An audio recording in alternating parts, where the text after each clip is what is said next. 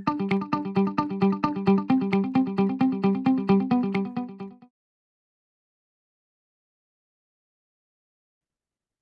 is John McGrath with Alight Solutions. Today we're going to be walking through the Workday Adaptive Planning Workforce Planning Position Management Dashboard in our higher education demo.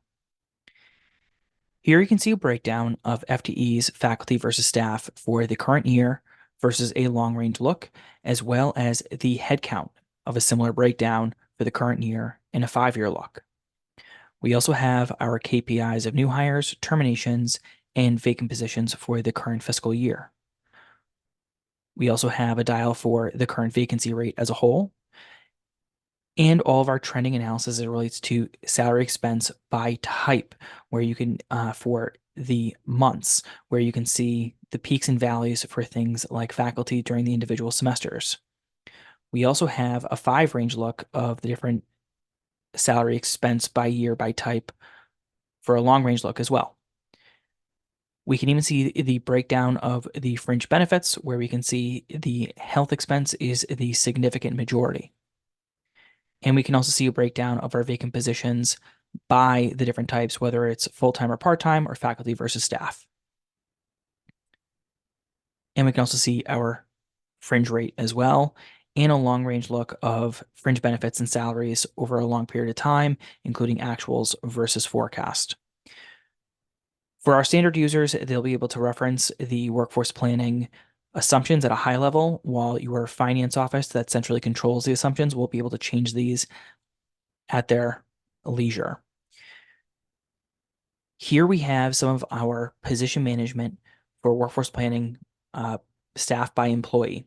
So here we have our position, and so each position is numbered. So version over version, you can identify if a individual within the organization has transitioned, such as being promoted from one position to the next, and you can keep track of the position not only for the individual that has filled it, but as well as what was the pay rate at the point in time for which the snapshot of that workforce planning roster was taken.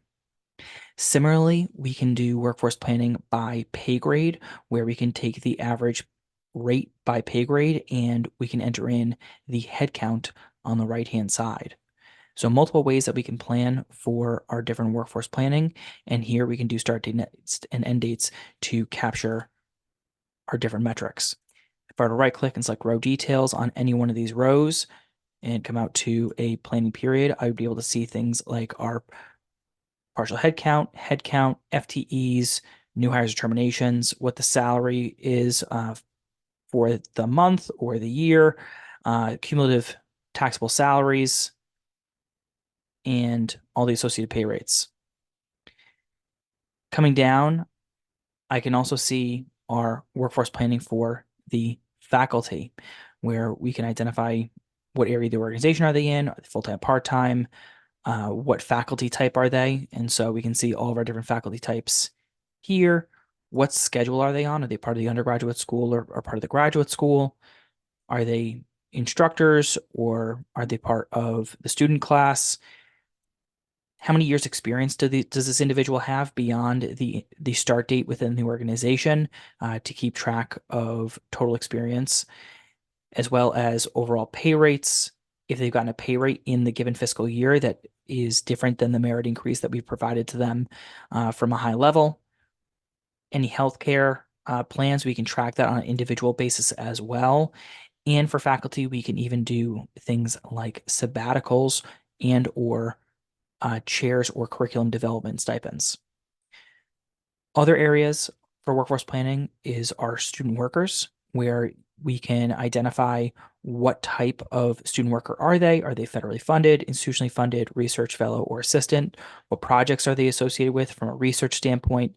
And here you can either enter in how many students are working, what the average pay rate is, hours per week, and the start date to calculate what the student worker cost is going to be, or you can come in and just enter in what the annual cost is going to be for that particular expense.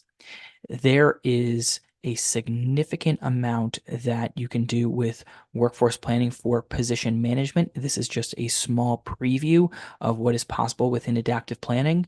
I hope you've enjoyed this review of the workforce planning position management dashboard in adaptive planning.